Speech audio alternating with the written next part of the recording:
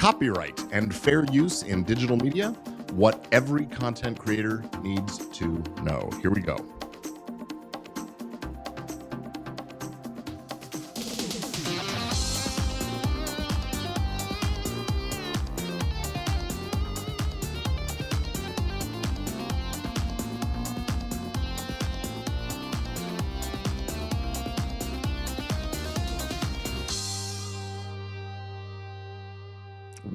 Welcome to another episode of Legit Podcast Pro. I'm Gordon Firemark, the podcast lawyer. I help creatives and business people in the podcasting industry and digital media industry and filmmaking and theater and all those other areas, but I help them cover their bases and to protect themselves and things they create. This is the weekly show where I offer legal tips and information, strategies, and answers to your questions so you can grow your show like a pro. So, are you a content creator? Maybe you have a YouTube channel or a podcast and you love creating new content, but I'm guessing you haven't stopped and given a whole lot of thought to the legal side of things, and that's what I'm here to do, is shed some light. Specifically, the legal areas around copyright and fair use are our topics today. Now, there's no need to worry. I'm going to break this sort of complicated stuff down for you, so let's just get started. Let's talk first about copyright. Basically, copyright law is designed to promote the progress of various art forms, and it does that by providing a limited period of time, it's a fairly long period of time, in which the artists have protection for their works of authorship, things like music and movies and sculptures and paintings and books and poems and songs and all those kinds of things. So as a content creator, you are considered an author under the law. And as the author, you are the owner. You hold the copyright to any original content that you create. That means that nobody else can use your content without your permission. And what that means, though, is that it's true for everybody. If someone else creates content, then they have the same protections and rights. So if you're making your video or your audio piece or your podcast or whatever, and you want to use a piece of music or a clip from a film, or you want to read a poem that inspires you, or maybe a passage from a book is part of the subject of what you're talking about. Any of those kinds of things. If you want to use them in your creation, you need permission from the owners of the copyrights in those components. So the usual way to get that permission is pretty obvious. You ask. You track down the owners, and sometimes there are lots of them, and you ask them for the permission you need. It's called a license in legal terminology. Here you have the right to use it in certain ways for certain times and those kind of things. That's a license. And then you negotiate a price for the license for the rights that you need. And you have to do this for each and every piece of content that you bring into your production. It's called direct licensing. And it's not the same as how things work in broadcast radio, where stations have blanket licenses from organizations here in the U.S. called ASCAP and BMI. There's another one called CSAC. There's a few others. And every country has these organizations that allow the radio station or the creators to use any piece of music that they want. But podcasting is a different medium. And so there are just plain and simple different rules. There are no blanket licenses like this available for podcasting because podcasts are transmitted in different ways. They're streams, but they're also downloadable. You're incorporating it into something more than just playing radio airwave kind of stuff. So the other way, anyway, so you need to get those licenses. That's what's required, and that's very unwieldy, and it can be time consuming. I've spent weeks and weeks and weeks just to get one song approved for something. Well, if you're making a podcast every week, you don't have the time or the resources to do that, unless you can strike a deal with a publisher or a record company or something for certain bunches of material. But that's tricky too. So the other way to get the rights to use things that are copyrighted in your material is this idea, something you've probably heard of. It's called fair use.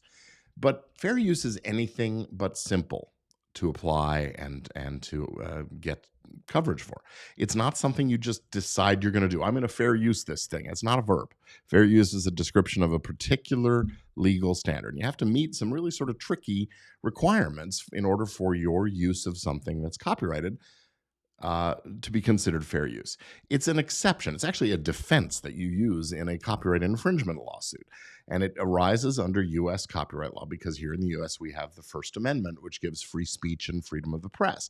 And so that inherent conflict between a law that says you can't copy and a constitutional provision that says you have free speech, that's the reason this exists. So this defense exception came up in the courts in the early part of the 20th century, and now it's a part of the statute for copyright law. So it is not part of the law in other countries. Now, some other places have similar doctrines that are at work, but here in the States, it's the fair use. It allows for the use of copyrighted material under certain circumstances without getting permission from the copyright holder. Fair use applies in situations like criticism, commentary, news reporting, teaching, scholarship, and research. And if you're using someone else's copyrighted material for one of these purposes, you might be able to claim fair use. But here's the catch. Fair use has to be determined on a case-by-case basis, meaning that what may be considered fair use in one situation might not be in another. Now, I know it's confusing, and I know I'm going to make it even more so right now. To determine whether fair use qualifies, or your use qualifies as fair use, there are a few factors that courts would consider. First of these is the purpose and the character of the use. Is it transformative, meaning does it add new meaning or message to the original work? The second factor is the nature of the copyrighted work. You ask the question, is it factual or creative? Is it commercial or artistic? That becomes useful in deciding partly that transformative question. The third factor is the amount and substantiality of the portion used. Are you using a small portion of the original work or a large portion? But there are no rules of thumb. Remember, it's just not a quantitative how long is the clip you're using kind of inquiry, but it's also a question of how substantial is what you're using relative to the whole of the thing that's being used. So it's a big gray area kind of question. And then fourth, we consider the effect of the use on the potential market for or value of the copyrighted work. Would your use of the material harm the market value for the original? Note, this is not about whether you're making money from the use, but it's about how your use impacts the copyright and its owner.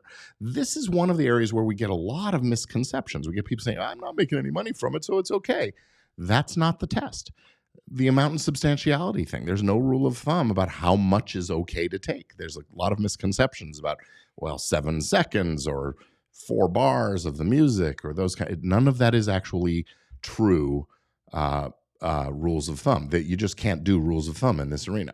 So look, I know this is a lot to remember, but the bottom line is if you're using someone else's copyrighted material in your content, you can either get a license, that means permission, or you can take your chances, use it without permission, and hope that fair use covers you. The problem is you can't really know until you either get a DMCA takedown or you get sued, and then the judge and the jury are the ones who get to tell you whether or not they think it was fair use. Now, you can consult an attorney like myself and get a fair use opinion letter that tells you looks like what you're doing probably is fair use, and we're never going to go more than probably is, right? And depending on the kind of project you're doing, it might be a worthwhile approach if you've got a little budget for that kind of thing. If you're doing a weekly album review or something like that, it might be considered commentary and criticism.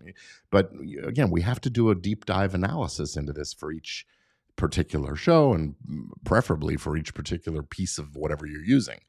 So really, unless you're doing something that's very, very clearly fair use, it's going to be risky to rely on fair use as a defense to your copyright claim against you for using that stuff without permission. So here's a quick word from our sponsor, me, podcastlawforms.com. This episode is brought to you by Easy Legal Forms and Templates for Podcasters.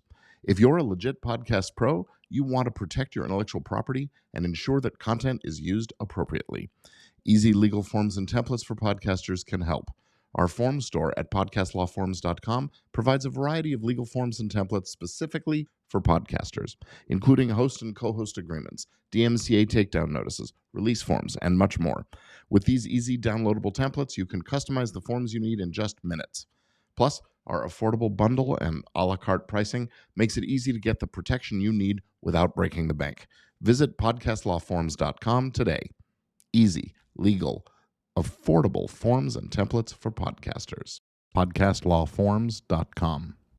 All right. Well, just a real quick summary of what we've been talking about today. Copyright law applies to every creative work that's made from the moment it's created. So you want to use someone else's stuff, you got to get their permission or rely on this fair use defense under copyright law. But that's tricky, and it can be costly and expensive if you do end up having to fight a lawsuit over the issue. So that's it. Copyright and fair use in a quick nutshell.